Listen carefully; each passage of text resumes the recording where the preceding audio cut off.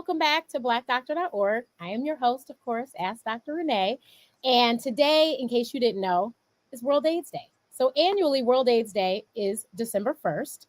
And it's a time where communities across the globe honor the lives that have been lost to AIDS, while also bringing a heightened awareness to addressing the ongoing stigma that exists around HIV/AIDS and the work yet to be done to ultimately knock out HIV.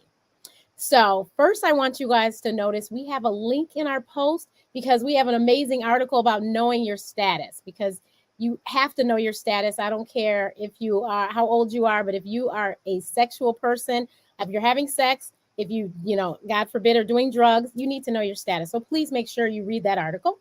But today, as blackdoctor.org and the Ask Dr. Renee show commemorate World AIDS Day, we are pleased to have a very special guest.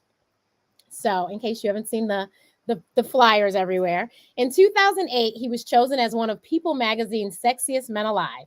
We have witnessed today's guest captivate audiences with television roles in a myriad of shows, including LA Law, The Event, and Sex and the City. In films such as Tyler Perry's Medea's Family Reunion, Set It Off, and Deep Impact, and on Broadway stages and theatrical productions such as A Soldier's Play and the remount. Hold on one second, I lost my words. That's what happens when it's live. And the remount of a streetcar named Desire. But off camera and the stage, he has played a very different role. As an activist, he has been on a mission to improve people's lives, especially those living with HIV, and to use his platform to increase education and awareness on HIV and AIDS. As one of the powerful voices in the fight against HIV/AIDS, we are pleased to welcome the multi-talented Mr. Blair Underwood. And it's going to let us go. There we go. Hi. Well, hello, Dr. Renee. Can I ask Dr. Renee, how are you? I am fabulous. Thank you. I am fabulous. Thank you for asking. I'm so excited to have this conversation because HIV actually personally, HIV and AIDS personally touched our family many years ago. We lost someone. I was only 11. And so, that was way early on. So I've known about this my whole life because of that early exposure.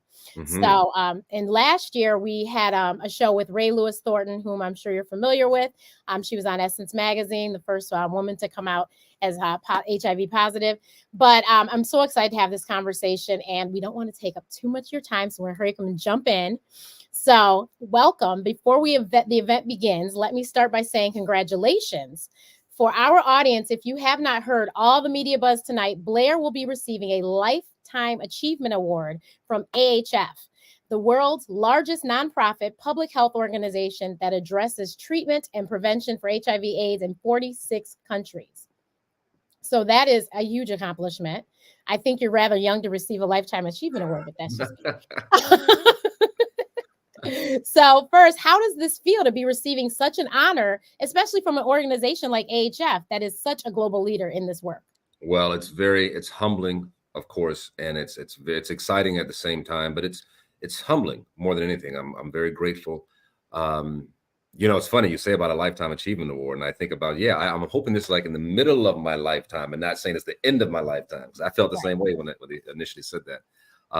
But it's an extreme honor. I mean, it's really the accolades and the kudos goes to those who have been on the front lines really, and have either been dealing with and living with HIV and AIDS, and those who have kind of found therapeutics and the drugs, the medication, because we're in a different place from when I started activism 25-30 years ago.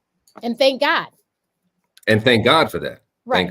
We've really made some strides, and we talk a lot about, we've talked to a lot of the different people about we've talked to pharmacists, we've talked to doctors about all the different treatments and all the improvements. So yeah, it's amazing. But let's go back a bit. Talk to us about how you even got into HIV/AIDS advocacy work.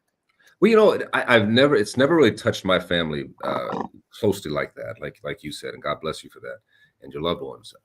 It started in the 80s for me. It really started with Dionne Warwick reaching out. Around that time was Dionne Warwick and Michael Jackson and a host of people were doing That's What Friends Are For. Yep. And she started doing events to raise money for AIDS awareness at that time. And then I was a co-founder of an organization called Artists for Free South Africa. And it was co-founded by Danny Glover, Mary Steenburgen, and Alfre Woodard. CCH Pounder, myself, Robert Guillaume at the time, and many actors. But our focus was to bring an awareness and attention, as Alfre Woodard, who's a dear friend of mine, which means she said, all we want to do is anytime somebody puts a microphone in your face or a camera in your face, talk about apartheid in South Africa. We want to keep a focus on Nelson Mandela being released. Once that happened in 1994, when Nelson Mandela was released, our work and our focus changed to the AIDS epidemic there in South Africa. Awareness, raising funds, raising money, sending proceeds over to South Africa, medicines and whatnot. So that was a big part of my in the early 90s. And then from that work, and I guess that platform, I was approached through Gary Reeves, my business partner, was friends with Michael Weinstein, who's the founder of AIDS Healthcare Foundation. And that's where that collaboration started, saying, how can we be a voice in this? And for me, it's twofold. This is my, I can't do the math, 38th year in show business. And from the beginning of my career, the core demographic who's been there more than anybody have been Black women. And when I learned that at that time, this is like 24, 25 years ago, it was the number 2 cause of death for Black women, HIV and AIDS back then. And so when I was approached about it, I said, it makes sense, number 1. And number 2, if I could be very frank with you, we know HIV and AIDS started in the gay community. Mm-hmm. And I think there was then, and then to a certain extent, still somewhat a stigma thinking that doesn't, as a heterosexual, that doesn't affect me. That's for another community. And especially in the early 80s, it was white gay. Right. And this has impacted the Black community, every aspect of the Black community, straight, gay, it doesn't matter. That young, old, young, old, everybody. So I think I looked at those statistics and I said, if I can just play a small part in just having that conversation and encouraging people at that time to get tested. With AHF, we did a whole campaign for a couple of years, billboards, just encouraging people, just know your status, as you were saying earlier, get tested. I had a van that would travel around the country with my face on it. I had one, and Magic had one, his face on one, just to encourage people. We had very different paths. I mean, especially at that time, people would ask me, do you have HIV? And, I don't, but you don't have to have something to care about it. My mother died from multiple sclerosis. I don't have to have multiple sclerosis to be an advocate for that. Mental illness runs rampant in the Black community. I've been an advocate for that and a spokesperson for that. So I think it's important where you can be a voice and be helpful, even though hopefully I have a long life ahead of me in terms of a lifetime and achieving a lifetime achievements. There's still much more to be done. So what have you seen be some of the greatest achievements in getting to where we are now in fight against HIV and AIDS? I'd say the greatest achievement is the fact that people can live with it at this point. It's not a death sentence as it was initially. Very different scenarios, but I think about even in COVID, here at this concert today, I just had to take a COVID test, for the Janet Jackson concert. I will get to that in a second. And the whole idea of just a year and a half ago, 2 years ago, the idea of COVID terrified people. Very different scenarios, but you see a progression where there's fear and there's anxiety and there's the reality of people losing their lives. And then as science catches up, as technology catches up, we learn how to deal with it. So it's gone from a death sentence to now an illness that can be managed with the right therapeutics and the right drugs and the right help from different communities, especially the medical community. Yeah, early intervention. Early intervention. Know your status. Come on now, Dr. Renee. On the same page. Exactly. We know that HIV/AIDS continues to disproportionately impact communities of color, especially Black folks, and that stigma continues to permeate through our community. What would you say to our community about what each of us can do to shift this narrative? Have this conversation. I mean, I think it's incredible that this day even exists, December 1st, World AIDS Day. Because if nothing else, what it does is it reminds people that it has not gone away. And it's still something that can affect you as a parent. I have 2 sons and a daughter, and just loved ones and friends and families. So, you want your loved ones to know their status. You want them to be healthy. As the older I get, I'm 59 now. The older I get, the more I appreciate and really understand the value of good health. And if you want to stick around and be around and have a great value of life, it's important to be tested. It's important to know your status for HIV and AIDS and just in your health in general. Yes, definitely. And as we do talk about here on Black Doctor all the time, just because you're feeling well does not mean you don't go to the doctor. Thank you. People need to go and have annual visits with the doctor so that The doctor knows what's right for your body, and you know what's right for your body. So when something is wrong, it can quickly be diagnosed and be treated. There's so many treatments for so many things out here, but if we don't do early intervention, that's why we keep losing people so young. Yeah. I would imagine that's probably a constant drumbeat. You mentioned on Mhm. black.org to mention that. I just know in the black community. I just know my family growing up, especially my father's generation. It was kind of like, I'm good until I'm not. Right. I feel well, then I'll go see a doctor. Maybe my one of my favorite uncles, my Uncle Bill, was my godfather. I mean, look, he wouldn't go to a doctor unless he was under duress. And even he'd get I remember he got medication. He lived in New York, got medication for something he was going through, and went down to the Hudson River, threw his pills in the Hudson. So I'm not dealing with all that. He passed away. I think he was like 57 years old. He Oh passed away. no. Yeah. So we and all of us who loved him were robbed of many more years of just not having that, not Yeah. having this.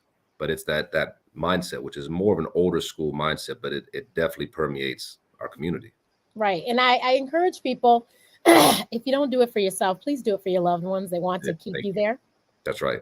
That's right. Do you find, from your perspective, I have a question I need to ask No, Dr. Renee. you're good. I need to ask you a question. Do you find that that's getting better? Are people more open to that conversation and doing better in their habits? I do, especially here at blackdoctor.org. I will say that our population is the older population a lot of the times that are watching us, Mhm. and they usually chime in. They've got questions and concerns, and so I can tell that they are making those moves and they are going to the doctor. So I think that we are doing a good job of getting that baby boomer generation. And then I think that the younger people, they're just better at everything. So they seem to be on top of these things, just like, mental health. All of them have Yeah, therapists, you know, yeah, that's right. and they talk That's about mental health amongst their friend groups like easily. right. They don't have the HIV hangups. They don't have the easily. hangups. That's right. Exactly. So I think that it is getting better. We still have some people, and I think the other thing that we keep preaching is, unfortunately, we know access is a huge, huge, huge hurdle. Yeah. So we are trying to, through blackdoctor.org and other avenues, to get the information out there that, okay, we understand you don't have insurance, but here's an alternative. This is what you can do to still make sure you get your mammogram and your prostate, exam and your colonoscopy, whatever. So, and Yeah. especially Yeah. because those three diseases there are disproportionately killing Black people faster than anything. Right. Say those So three again. it's Those three. prostate, breast cancer, and colon cancer. Yeah. Yeah. And so those are three. And obviously, of the three, the two of them are completely treatable. You just have to get it early enough. Prostate cancer Yeah. and colon cancer, we just have to get it early enough. So that means you have to be screened. And the other thing that we preach here, Black Doctor, is know your history. You have to know Oh man. like about your uncle. You got to know what people died from, because prostate cancer, colon cancer, you have to be tested 10 years less than the age that person was diagnosed. Oh, interesting. Yeah, that I didn't realize that. But yeah, listen, I had a meeting with my doctor just the other 2 days ago, right before I got on the plane, and it's just so important because I know prostate, especially prostate. My dad had prostate cancer. See? He's Exactly. 91. He probably still does. But there was early intervention, so it hasn't been an issue for him because he Right. intervened early on. But I know also in the Black community, those numbers are very high. I mean, Yeah. looking at my PSA numbers for for prostate, and my doctor was saying just the fact that you're a Black man alone, your numbers may be elevated for that reason. But Right. it's important just to track that for yourself. And I mean, World AIDS Day, yes, we want to talk about know your status, but we're talking about you got to know your numbers. You have to know your cholesterol, your blood pressure, your sugar. These Yeah, are all very important things to know. And if you have no idea, that's a problem. And I don't care if you're 20 or 60, you have to know this information. I know, unfortunately, several people under 50 that died of heart attacks last year. That is thank you. awful. Under 50, I know a couple in their 30s. Yeah, it's awful. You know, So we have to do better. We have to do better. So One of the things I'm very humbled by and very proud of, you mentioned access to medication and insurance or lack thereof, is the clinic that we opened 17 years ago. It's the Blair Underwood AHF Clinic in Washington, D.C. on K Street. You can Google the exact address. I can't remember off the top of my head, but I mean, this clinic, and it's one of the things that Michael Weinstein and AHF have done for years, is they have clinics whereby a lot of the medication and drugs, if you cannot afford it, it's free. Yep. There's a way to access that at very low numbers, if anything at all. So I'm very proud of that. I know we service about 800 patients a year. So my bonus daughter here, she flew in with me. My wife and I have 9 kids together. I have 3, she has 6. So Amen. a couple of them are here today. But my oldest bonus daughter said yesterday, she said, are you more excited about this award and the work you've done outside of show business, or when you get a good movie or a good? It has to be outside of show. Listen, I love what I do. I love my career, and I've been very. And thank God the strike is over. Thank God the strike is over. But to affect lives. And when I met a young lady in the lobby last night, checked into the hotel, she said, "I work at your clinic in DC, and we service 800 people a year." Which is amazing. And I shared this story with my bonus daughter. I said, I remember when I was in LA when those billboards were all around Los Angeles, encouraging people to know their status. And I met this young brother, and he said, "Man, I got to tell you, you saved my life." I said, "What do you mean I saved your life? What are you talking about?" And he said he had just contracted HIV. He was just diagnosed with AIDS. He was considering suicide, and he was walking down the street and didn't know where to turn, didn't know who to talk to, didn't know where to go. He's walking down the street, looked up and saw the billboard and saw the phone number of the AIDS Healthcare Foundation, AHF, and with my face on it. He said, it got my attention. I saw the phone number and I called them, and they have been such a resource to help him move forward. So I tell you, that story alone made it all worth it, to make a decision to say, speak up, say something. If you can help bring attention to the plight and with HIV and AIDS, but especially in our community, then do so. So I'm grateful for that. Yeah, definitely. That's awesome. On this same vein, what are your thoughts about how we get past this narrative that HIV/AIDS is a gay disease? Because in 2023, I can't believe that we're still saying this, but unfortunately, people are still thinking that. Yeah, it's a shame. What I see, and I'd be curious what you're saying. I see less of it now, which is good, and it's less Right. now because we started the conversations then. It's hard. First impressions are everything, and when people first heard of HIV and AIDS, that's what it was. But more and more people, much more than back then, like you said, your life and your family were impacted by HIV and AIDS personally, and more people over time have been impacted personally, and so it starts and ends with the conversation, and that's how you combat it. That's how you combat misinformation. And you could combat it faster with technology nowadays, and better than we could 25, 30 years ago. Right.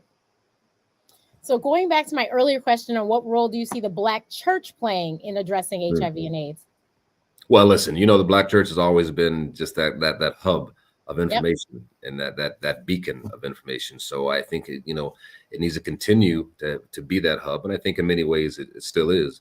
But to have those conversations more and more, because it affects the future of our community, our children's future. Like I said, our children are much more open to have these conversations.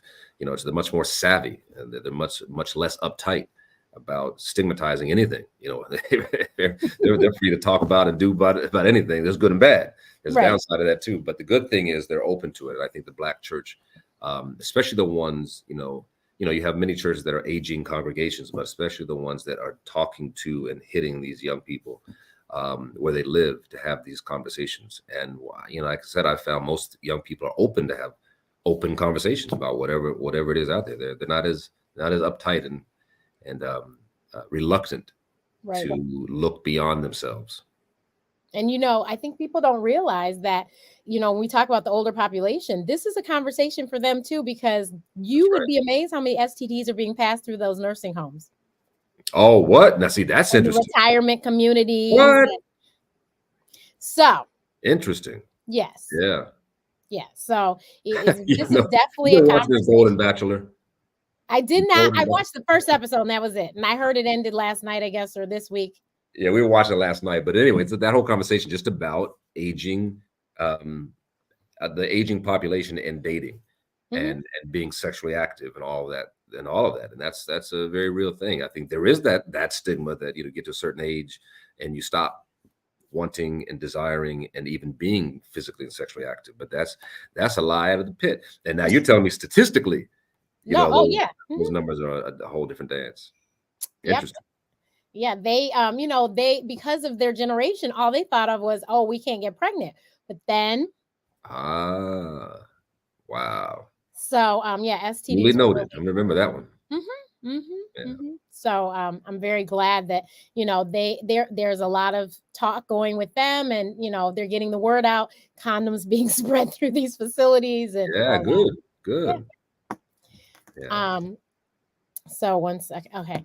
As we close, what is the next project where we can experience the black excellence of Blair Underwood? And what is a final thought you would leave with our audience? But one thing I have to say, and I forgot to tell you earlier, you were on Jamel Hill's Unbothered, weren't you? Yeah, yeah, that's Yes. right. Love Okay, her. so I've listened to every single episode. One, I'm a Spartan, Um, go green, but two, I'm a Detroiter. So, there you go. so There you yeah, so I support her 100%. go. Yeah, But me yes, too. that was an excellent interview, and there was a project you spoke of on there that I realize now that I don't remember seeing. It may have been Three Women.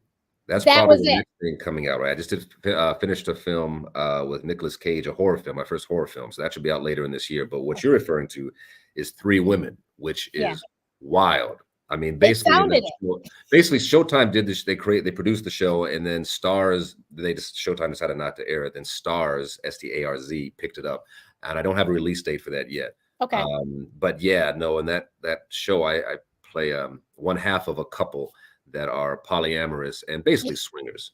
Yeah. And there was polyamorous, but just that whole mindset of the character I played, who was all about bringing other people into the marriage, other women in this case, but only if he could watch, only if he could, because if he could watch, he could control it. Now that's not going to end well because folks will be tiptoeing on the side, and there's some tiptoeing that goes on, and then there's some drama that goes on. Right. Yeah, but Yeah. it's interesting. And I remember when I signed on to that, I said, Black folks don't do this. Let me tell you something. One of the writers was a sister, and she said, "This is my life." She and her husband do that and swing and polyamor. I said, "Wow, that's deep. That's not my get down. I don't quite understand it, but I can pretend to play it and play it." So it's called Three Women. Okay. I play the husband of one of those three women.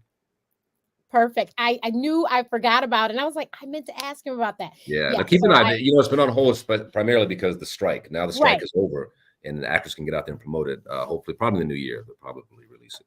Perfect. And so horror film with Nicolas Cage. So those Called that like Long horror Legs. pictures, Yeah, check this out. Long Legs. But before that, I have to tell you, there's a movie that I'm very excited about by Ava DuVernay called Origin. It's based on a book called Caste, about caste systems and hierarchical systems. The author was Subtitle- on Jamel Hill. Yes. Yeah, so subtitle that book is The Origins of Our Discontent. So Ava made a movie of it, and the movie is called Origins. Where does this discontent, where does racism, where does hierarchy, where does the caste system in life and society come from? She delves into Berlin, Nazi Germany. She delves into India, where that caste system, it was very fraught. Yeah. But anyway, that's coming out. I have only 2 scenes in it, but the film it got an 8-minute standing ovation in Venice. So I'm just proud. That's the one. Okay.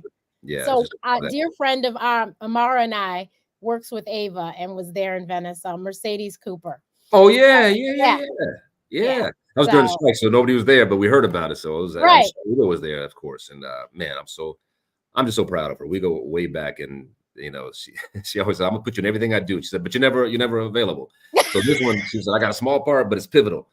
And I was talking to her yesterday, and because some screenings coming up, it opens actually on the 8th, Friday. Only in 2 theaters, one in LA and one in New York for award participation eligibility. Yeah, but it'll be open worldwide, nationwide, mid-January. So please keep an eye out for Origin. Okay, well, Ava is Virgo, and Ava's also my sorority sister. So, come on Ava's now, with us. I didn't know you were Greek. Yes. All right. Usually my necklace is sitting out here with my ivy, but yeah. Ah, okay. Well, I'm Sigma over here, so blue 5. Okay, yeah. So I'm not gonna hold that against you. Blair, I want to say thank you for joining us today and for all that you do to make a powerful impact in our communities. And congratulations again on tonight's special honor and all of these projects coming up. I'm excited.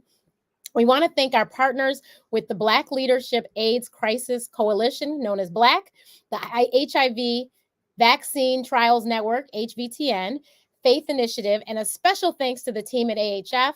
HIV is no longer a death sentence, and knowledge is power. It's important that we all get tested and know our status. Please click the link and read our article at blackdoctor.org. We're trying to help you. It's important that we all get tested, know our status, and on this World AIDS Day and every day, get tested. To find out more and where you can get a free rapid AIDS confidential HIV test, go to freehivtest.net. And I will give me a few seconds. I will put it on the screen for you guys. Free HIV test, right? Somebody holler. Yes. Okay. .org? Net. .net. Okay.